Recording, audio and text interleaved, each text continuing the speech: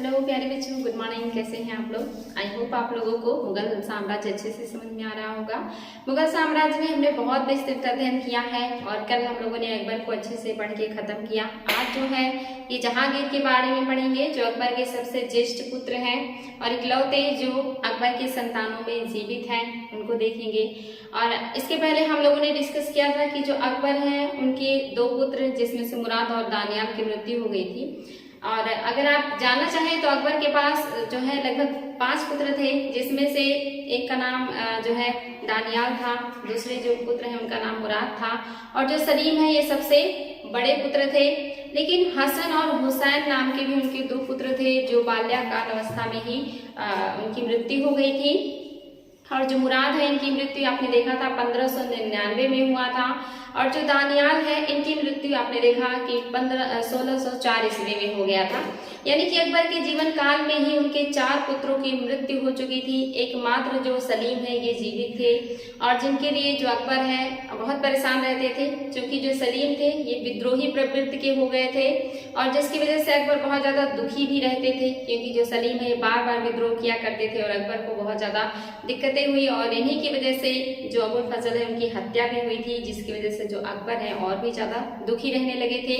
यानी कि जो अकबर है इनके जो अंतिम दिन है बहुत दुखपूर्ण गुजरे थे, और अपने पुत्र सलीम के इस व्यवहार से जो अकबर है बहुत दुखी रहते थे। और इसी की वजह से जो सलीम के बेटे हैं, बड़े बेटे खुसरो, अकबर सोच रहे थे कि मैं उनको अपना उत्तराधिकारी बनाऊंगा, क्योंकि जो सलीम है ये हमेशा विद्रोह ही करते रहते थे और अकबर की किसी भी बात को मानते नहीं थे, हमेशा उनके अगेंस्ट ही कार्य किया करते थे। और अंतिम दिनों तक इन्होंने अकबर की बात नहीं मानी थी, जिसकी वजह से जो अकबर है इनसे बहुत ज्यादा नाराज और जो है दुखी रहा करते थे। और वो सोचते थे कि इनके बड़े पुत्र जो खुसरो हैं उनको मैं अपना उत्तराधिकारी नियुक्त करूं, जिसकी वजह से जो खुसरो हैं वो भी अपने आप को एक राजा के रूप में देखने लगे थे, और आगे चल करके उन्हें भी काफी दिक्कतें उठानी पड़ती हैं। तो आज हम पढ़ रहे हैं जहांगीर को। जब अकबर की तबीयत खराब थी, बहुत ज्यादा वो सीरियस थे आगरा में, तो उस समय जो जहांगीर हैं ये उपस्थित होते हैं अपने पिता की सेवा में। अकबर इन्हें माफ कर देते हैं और अपना उत्तराधिकारी नियुक्त कर देते हैं। और अकबर की मृत्यु 26 अक्टूबर 1605 ईस्वी में हुआ, और 29 अक्टूबर 1605 को जो जहांगीर है इन्होंने अपना राज्याभिषेक किया था। इसके पहले हम देख लेते हैं इनसे जुड़े और भी कुछ महत्वपूर्ण पॉइंट। जो जहांगीर है इनका जन्म 20 अगस्त 1569 ईस्वी में जोधाबाई के गर्भ से हुआ था। इससे पहले हमने देखा था कि पहला राजपूत राजवंश आमेर था, जिसने अकबर के सामने आत्मसमर्पण किया था या स्वेच्छा से उनकी अधीनता स्वीकार किया था। और वहां के जो राजा थे बिहारी मल या भारमल, उन्हीं की पुत्री थी जोधाबाई, जिनका मूल नाम था हरखाबाई, और आगे चल करके इन्हीं को मरियम उस जमानी के नाम से भी जाना जाता है। इन्हीं के गर्भ से जो सलीम है इनका जन्म हुआ था। और चूंकि जो अकबर है इनको कोई संतान प्राप्ति नहीं हो रहा था, तो संतान प्राप्ति के लिए जितने भी पीर मुल्ला और जो भी जो संत हुआ करते थे उनके दरगाहों का यात्रा किया करते थे अकबर, और उनसे प्रार्थना किया करते थे कि जो मतलब उन्हें संतान की प्राप्ति हो। और बड़ी मन्नतों के बाद जो सलीम है यानी कि जो जहांगीर है इनका जन्म हुआ था। और ऐसा माना जाता है कि सलीम चिश्ती के आशीर्वाद से ही सलीम का जन्म हुआ, जिनका दरगाह जो है फतेहपुर सीकरी में था, और वहां पर अक्सर जो है अकबर जाया करते थे उनका आशीर्वाद देने के लिए। और जब जहांगीर का जन्म हुआ तो अकबर ने इनका नाम सलीम रखा, सलीम चिश्ती के नाम पर, और उन्हें प्यार से सेखू बाबा बुलाते थे। लेकिन बहुत ज्यादा लाड प्यार करने की वजह से जो सलीम है ये बिगड़ गए थे, और ये बहुत ज्यादा मदिरा पान करने लगे थे, और ज्यादातर जो टाइम है अपना इन्हीं सारी चीजों में वेस्ट किया करते थे। साम्राज्य विस्तार और साम्राज्य पर नियंत्रण करना इनका जो है पसंदीदा काम नहीं था, बल्कि ये ज्यादातर टाइम जो है इधर उधर की चीजों में व्यतीत किया करते थे। आप देखेंगे कि ज्यादातर जो साम्राज्य विस्तार है वो अकबर ने खुद किया है या अपने सहयोगियों के द्वारा करवाया है, जैसे मान सिंह, भगवान दास, मिर्जा जिसकोका, रहीम अब्दुल खान खाना। इन लोगों ने अकबर का जो अभियान है वो किया है। जहांगीर ने शायद कोई भी अभियान ऐसा नहीं किया कि जिससे अकबर को कोई फायदा हुआ हो। जब भी अकबर इन्हें किसी भी अभियान के लिए नियुक्त करते थे या किसी कार्य के लिए नियुक्त करते थे तो ये उससे मुकर जाते थे। अकबर ने जब इन्हें बंगाल और उड़ीसा, बिहार का सूबेदारी दिया तो भी ये उसकी सूबेदारी को एक्सेप्ट नहीं की और इलाहाबाद में रहे। अकबर ने इन्हें जो है राजस्थान में भी नियुक्त किया था मेवाड़ विजय के लिए, या मेवाड़ का सूबेदार बना करके भेजा था। ये वहां से भी चले गए थे। तो ये किसी भी तरह से अकबर का एक तरीके से कहिए कि मदद नहीं करते थे, सहयोग नहीं करते थे और न ही इनकी कोई बात मानते थे। चूंकि अकबर काफी दिनों तक जिंदा रहे तो जो सलीम है ये शासक बनने के लिए बिल्कुल आतुर हो गए थे और बार बार ये विद्रोह किया करते थे। लेकिन आगे चल करके अंतिम दिनों में जो अकबर इन्हें क्षमा कर देते हैं। तो इनका जो जन्म है ये हरखाबाई या जोधाबाई या जगत गोसाई या जो मरियम उज जमानी के गर्भ से हुआ था। और इनके जन्म के पूर्व जो अकबर है बहुत सारे सूफी संतों की दरगाह की यात्रा किया करते थे, चूंकि उनका कोई पुत्र नहीं था। और बड़ी मेहनतों के बाद जो सलीम है इनका जन्म हुआ। और अकबर चूंकि खुद शिक्षित नहीं थे तो इसीलिए इन्होंने क्या किया है, अपने पुत्र सलीम के लिए शिक्षा की अच्छी व्यवस्था की है। क्योंकि जो अकबर है इनके पिता हुमायूं अक्सर युद्धों में ही या निर्वासन के जीवन जी रहे थे, तो शिक्षा की बहुत अच्छी व्यवस्था इनके लिए नहीं हो पाई।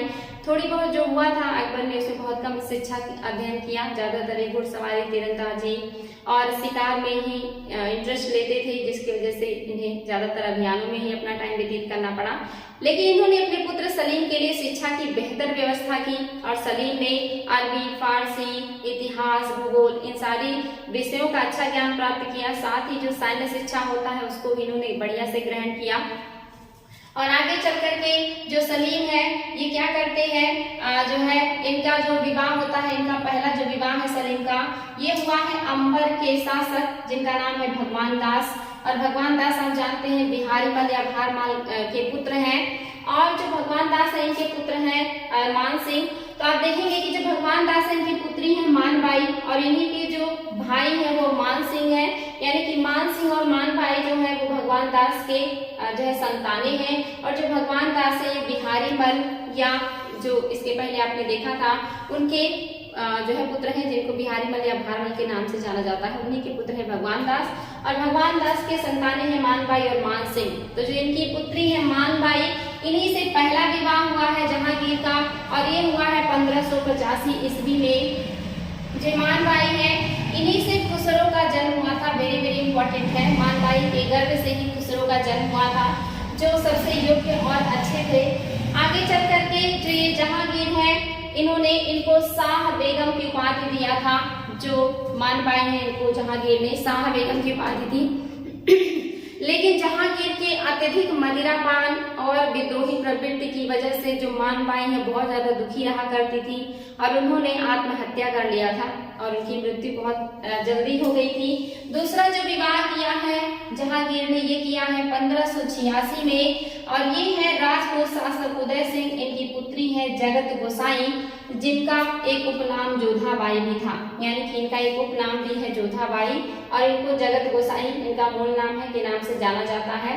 इनको मलिका ये जहां की उपाधि दिया था जहांगीर ने, इंपॉर्टेंट है बच्चों। और इनके गर्भ से खुर्रम का जन्म हुआ था। खुर्रम मीन शाहजहां, जो आगे चल करके शाहजहां के नाम से राजगद्दी पे बैठेंगे। उनका जन्म एक राजपूत राजकुमारी जिनका नाम जगत गोसाई और जो उपनाम था जोधाबाई था, उन्हीं के जन्म से खुर्रम या शाहजहां का जन्म हुआ था। यानी कि दोनों के दोनों जो राजकुमार है ये राजपूत कन्याओं से उत्पन्न है। शाह बेगम या मानबाई के गर्भ से खुसरो और जगत गोसाई या जोधाबाई के गर्भ से खुर्रम का जन्म हुआ था। जो तीसरा विवाह हुआ है जहांगीर का, इनसे परवेज का जन्म हुआ था और जो परवेज की मां थी उन्हें साहिबा ए जमाल के नाम से जाना जाता था। इसके अलावा जो जहांगीर है इनके एक और पुत्र है जिनका नाम शहरयार है। लेकिन ये जो जन्म हुआ है शहरयार का ये बिना शादी की हुई महिला से हुआ है, यानी कि उनकी पत्नी नहीं थी, ये ऐसे ही इनके साथ रहती थी और उनसे जो चौथा पुत्र है शहरयार का जन्म हुआ था। तो ये 4 पुत्र थे उनके महत्वपूर्ण, जिसमें से आप देखेंगे खुसरो सबसे योग्य हैं। उसके बाद खुर्रम जो आगे चल के शाहजहां के नाम से शासन करेंगे। और जो बादशाह बने हैं जो आप देखेंगे कि 1611 में बादशाह बनने के बाद जहांगीर का जो विवाह हुआ है ये 5वें नंबर का विवाह है जो नूरजहां से हुआ है। यानी कि इसके पहले जितने भी विवाह हुए हैं वो बादशाह बनने के पूर्व के हैं। लेकिन बादशाह बनने के बाद जो शाहजहां ने विवाह किया है ये 1611 में किया है। ये डेट याद रखेंगे बच्चों, एग्जाम में आता है कि जो जो जहांगीर है इन्होंने मेहरुन्निसा या नूरजहां से विवाह किस सन में किया था। तो आप याद रखेंगे 1611 में जो जहांगीर है उन्होंने मेहरुन्निसा या नूरजहां से विवाह किया था। इनका मूल नाम जो है मेहरुन्निसा है, लेकिन आगे चल के इनको नूरमहल या जो है नूरजहां के नाम से भी जाना जाएगा। आप देखते हैं बच्चों, नेक्स्ट जो हेडिंग है आपका सलीम के विरुद्ध षड्यंत्र, यानी कि सलीम ने जहांगीर उनके खिलाफ कौन कौन से षड्यंत्र हुए हैं और कौन है इसमें शामिल। तो देखते हैं इसमें कि जो अकबर है, चूंकि सलीम के विद्रोही गतिविधियों से बहुत ज्यादा दुखी रहते थे, परेशान रहते थे और उन्हें लगता था कि जो सलीम है ये बहुत अच्छा जो है साम्राज्य नहीं जो है संभाल सकते हैं, या इनके अंदर वो क्वालिटी नहीं है कि साम्राज्य को सुदृढ़ करे, उसका विस्तार करे और सारे कार्यों को अच्छे से कर सके, क्योंकि इन्हें सिर्फ विद्रोह करने में ही इंटरेस्ट आता है और ये ज्यादातर मदिरापान में ही विलीन रहते थे या डूबे रहते थे, जिसकी वजह से अकबर सोचते थे कि हम इन्हें अपना उत्तराधिकारी नहीं बनाएंगे। इसीलिए इन्होंने खुसरो, जो कि आप देख रहे हैं जहांगीर के सबसे बड़े पुत्र हैं जिनका जन्म मानबाई से हुआ है, उनको अपना उत्तराधिकारी बनाने का सोचने लगे थे। अकबर ने सोचा इन्हें मैं अपना उत्तराधिकारी बनाऊं, क्योंकि जो ये खुसरो है ये बहुत योग्य थे, बहुत सुशील थे और इनके व्यवहार से, इनके नेचर से सारे दरबार के जो लोग रहते थे बहुत प्रसन्न रहते थे और दिन प्रतिदिन इनकी जो प्रशंसा करने वालों की संख्या भी बढ़ती जा रही थी। बहुत इंपॉर्टेंट है बच्चों। और जब अकबर सोचने लगे कि खुसरो को शासक बनाया जाए, तो ऐसे में कुछ विद्रोही लोग भी जो जहांगीर को पसंद नहीं करते थे, वो क्या करते हैं, वो भी मदद करने लगते हैं या भड़काने लगते हैं अकबर को कि आप जो है सलीम की जगह पे खुसरो को ही अपना उत्तराधिकारी नियुक्त कीजिए। जिसमें कौन है, जिसमें है आमेर के राजा मान सिंह। मान सिंह की ही बहन है मानबाई, जिनके पुत्र हैं खुसरो, यानी कि इनके भांजे हैं, या मान सिंह खुसरो के मामा हैं। ये भी चाहते हैं कि इनका भांजा शासक बने, जहांगीर ना बने। और दूसरा मिर्जा अजीज कोका, बहुत ही फेमस पर्सनालिटी, इनके बारे में आपने इसके पहले अकबर के काल में बहुत डिटेल में पढ़ा। इनके दामाद है खुसरो, यानी कि इनकी पुत्री से विवाह हुआ है खुसरो।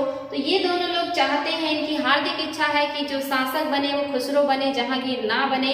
क्योंकि अकबर भी उन्हें नहीं चाह रहे हैं, तो इनको मौका मिल गया है कि ये जो है खुसरो को ही शासक बनने के लिए दबाव डाले। खुसरो बहुत संयमी और सुसंस्कृत थे, दरबार में उनकी प्रशंसकों की संख्या भी बढ़ती जा रही थी। और जैसे जैसे अकबर जो है वो बीमार पड़ते जा रहे थे, वैसे वैसे इनका जो है दबदबा बढ़ रहा था और जो खुसरो है ये भी शासक बनने का सपना देखने लगे थे कि दादाजी के बाद जो शासक है वो मैं ही बनूंगा। तो इस तरह की इनके अंदर महत्वाकांक्षा जागने लगी थी। दूसरी तरफ जो अकबर की गंभीर बीमारी को देखते हुए जो मान सिंह है और जो मिर्जा अजीज कोका है, ये लोग षड्यंत्र करना शुरू कर देते हैं कि अकबर की मृत्यु के बाद जो शासक बनेंगे वो खुसरो ही बनेंगे।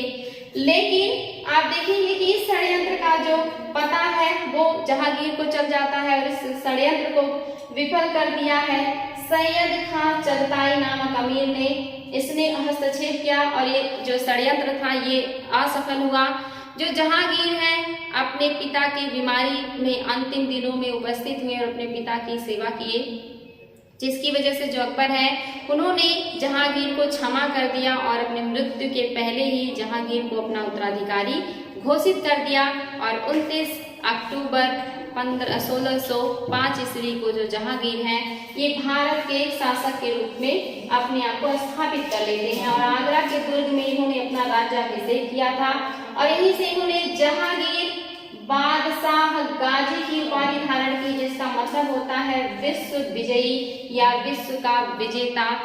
जहांगीर बादशाह गाजी, इसी उपाधि के साथ इन्होंने अपने आप को दिल्ली का शासक नियुक्त किया। और ऐसा माना जाता है कि जब इन्होंने अपना राज्याभिषेक किया तो उस समय ना तो कोई जो है समारोह हुआ और ना ही इनके लिए कोई मंत्र या खुतबे पढ़े गए और ना ही इनके लिए कोई जो है लोगों का आमंत्रण हुआ। इन्होंने अपने हाथ से अपना मुकुट अपने सर पर रख लिया और खुद ही अपने नाम का खुतबा भी पढ़ा और सिक्के भी जारी किए। तो इनका राज्याभिषेक बहुत साधारण और बहुत जो है नॉर्मल तरीके से हो गया और ये शासक बन गए, राजगद्दी इनको मिल गई।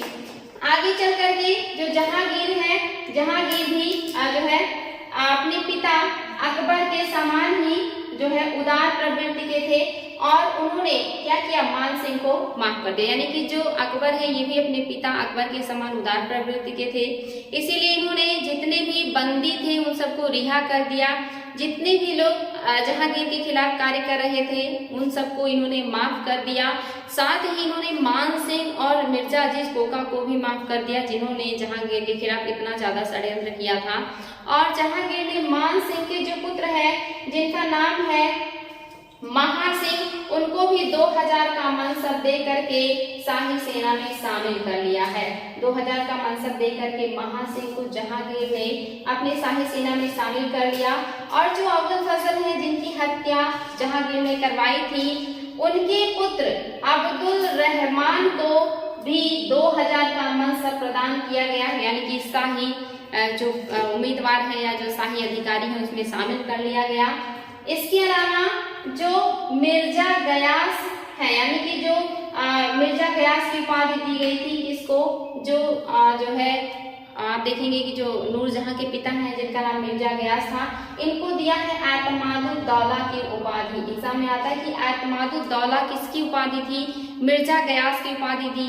और ये किसके पिता है? ये नूरजहां के पिता हैं। इनको भी इन्होंने क्या किया है? एतमादुद्दौला की उपाधि दी है। इसके अलावा वीर सिंह बुंदेला, जिन्होंने अबुल फजल की हत्या की थी जहांगीर के कहने पर 1602 में, इन्हें जो है जहांगीर ने सम्मानित किया और इन्हें 3000 का मनसब प्रदान किया, यानी कि और उच्च श्रेणी का जो है अधिकारी बनाया उन्होंने वीर सिंह बुंदेला को।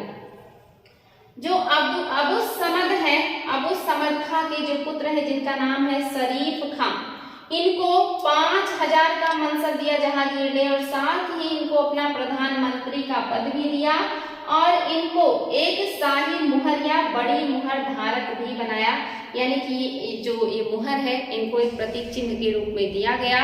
और इनका नाम क्या है? तो इनका नाम है शरीफ खां और ये जो है जहांगीर के प्रधानमंत्री बने। साथ ही जो शेख फरीद बुखारी हैं, जो अकबर के अंतिम दिनों में मीर बख्शी के पद पर स्थापित थे, इन्हें जहांगीर ने मीर बख्शी ही रहने दिया, यानी कि मुख्य सेनापति ही रहने दिया। इनको इनके पद से जहांगीर ने नहीं हटाया। तो आप देखेंगे कि जो जहांगीर है उन्होंने सभी लोगों के साथ उदारता बरती है और सभी को अच्छे अच्छे पोस्ट दिए हैं और जो जिस पोस्ट पे था उसको वहां से इन्होंने नहीं हटाया है और बहुत सारे बंदियों को उन्होंने माफ भी कर दिया और उन्हें बंदी गृह से छोड़ भी दिया था। जहांगीर एक न्यायप्रिय शासक थे और इस बात का उल्लेख एक ग्रंथ है जिसका नाम है वक़यात ए जहांगीरी। इस ग्रंथ से पता चलता है कि जहांगीर ने आगरा के महल से यमुना नदी के किनारे तक, आगरा महल से यमुना नदी के किनारे तक विशुद्ध सोने की 30 गज लंबी जंजीर बनवाई थी जिसमें 60 घंटियां लटकी हुई थी और इसे न्याय का जंजीर कहा गया। एग्जाम में क्वेश्चन आता है कि न्याय का जंजीर किसने बनवाया था?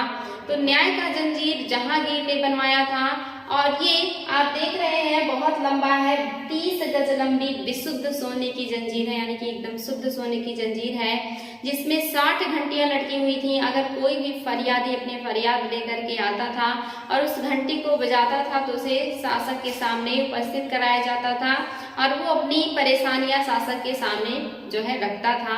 और जो जहांगीर थे बहुत न्यायप्रिय शासक थे, ये अपनी जनता को हमेशा निष्पक्ष होकर के न्याय दिया करते थे। तो ये एग्जाम में बनता है बच्चों की सोने की जंजीर या जो है न्याय की जंजीर किसने लगवाई थी? जहांगीर ने लगवाई थी। जहांगीर के 12 अध्यादेश, यानी कि जब जहांगीर शासक बने तो इन्होंने 12 अध्यादेश जारी किए, यानी कि 12 आदेश जारी किए। एग्जाम में ये भी क्वेश्चन आता है कि किस शासक ने 12 अध्यादेश जारी किया था? तो ये जहांगीर है जिन्होंने 12 अध्यादेश जारी किए थे, पूरे साम्राज्य में से लागू करवाने की बात की थी उन्होंने। जिसमें पहला क्या था? करों का, जिसमें जकात है, तमगा है, मीर बहरी है, इन 3 करों को इन्होंने कहा कि इसे समाप्त कीजिए, अब इसे वसूल नहीं किया जाएगा जनता से। तो इन 3 करों का इन्होंने निषेध कर दिया। साथ ही सड़क पर चोरी डकैती से संबंधित नियम बनाए कि अगर सड़क पर कोई किसी का सामान छीनता है, उसके साथ मारपीट करता है, चोरी करता है, तो उसके लिए जो है जहांगीर ने नियम बनाए। साथ ही मृतक व्यक्ति से के संबंधित जो संपत्ति है उसके बारे में भी इन्होंने नियम बनाया।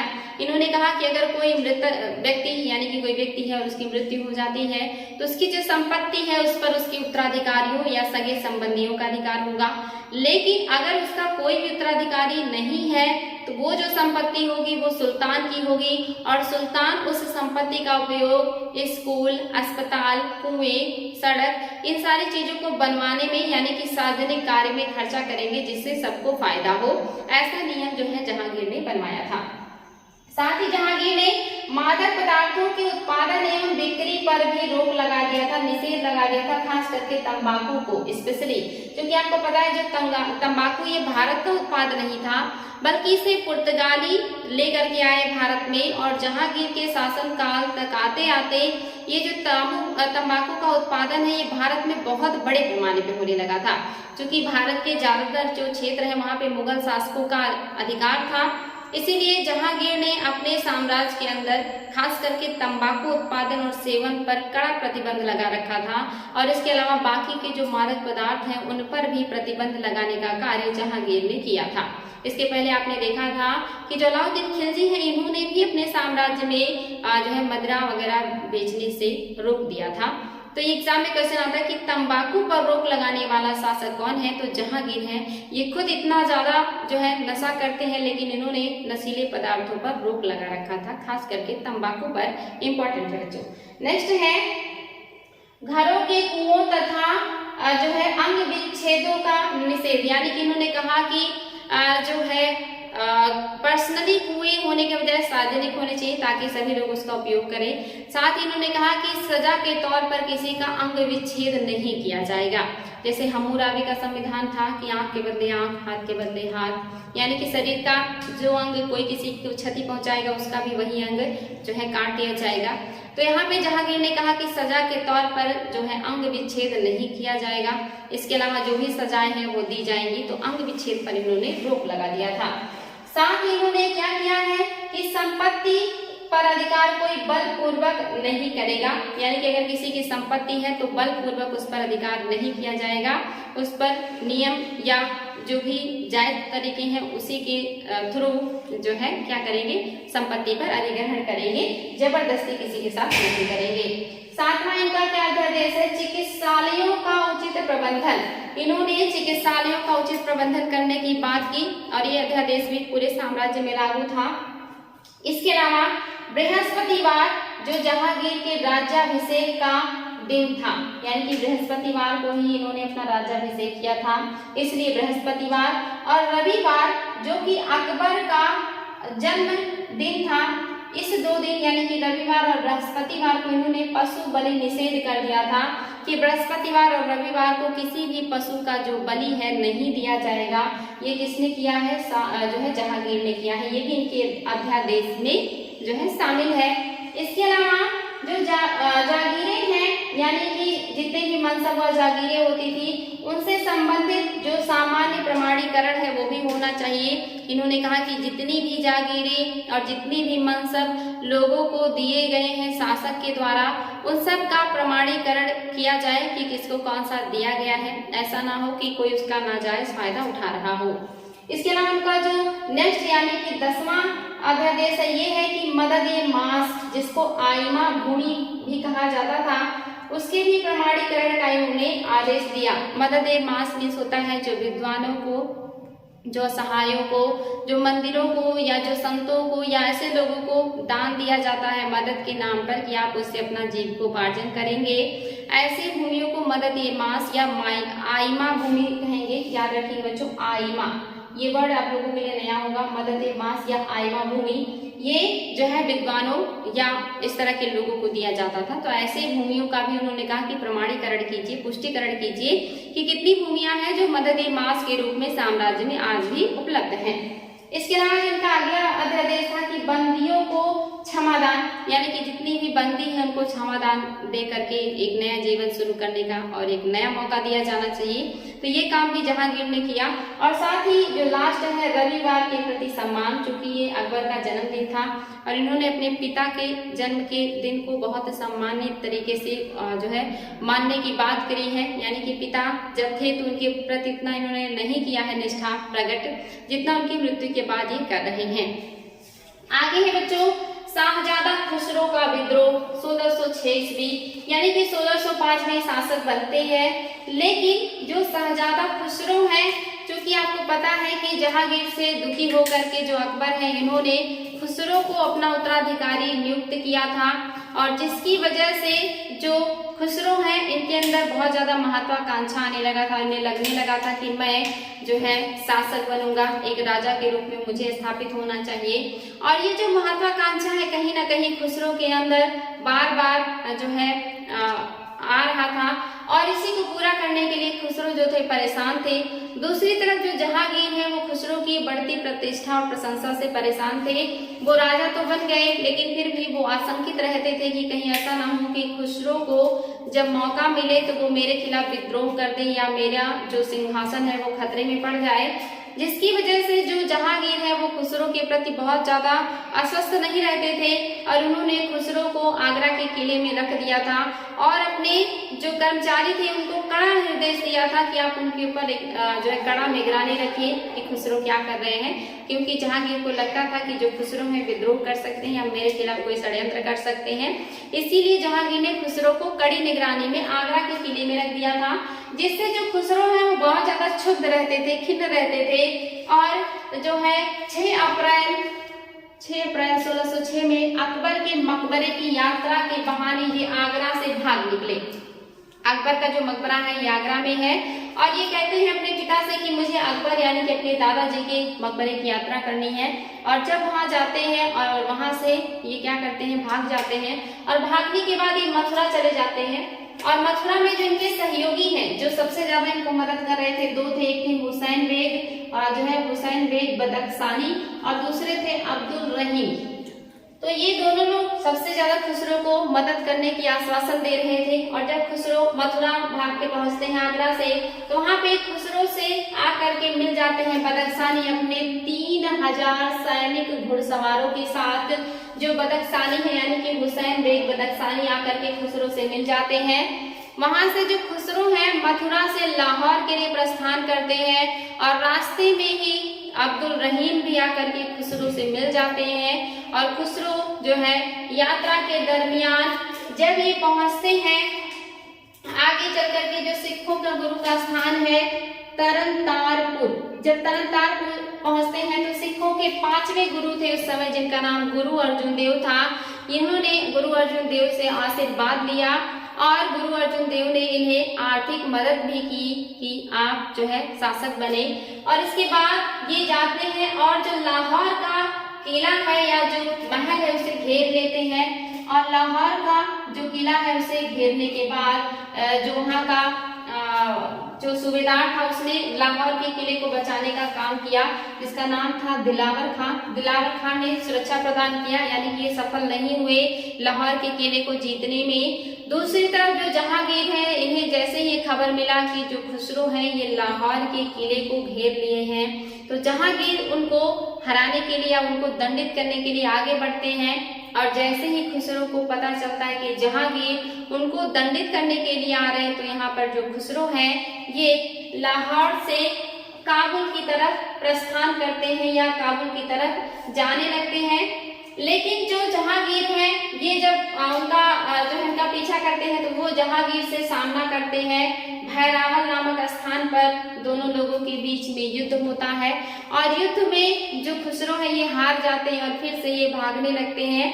लेकिन रास्ते में ही खुसरो और उनके जो सहयोगी थे या जो मददगार थे उन सबको पकड़ लिया जाता है और पकड़ने के बाद उनको जो राजा जहांगीर हैं उनके सामने प्रस्तुत किया जाता है बंदी के रूप में। जहांगीर ने खुसरो के सभी सहयोगियों को मृत्यु दंड दिया और खुसरो को जेल में बंद करवा दिया।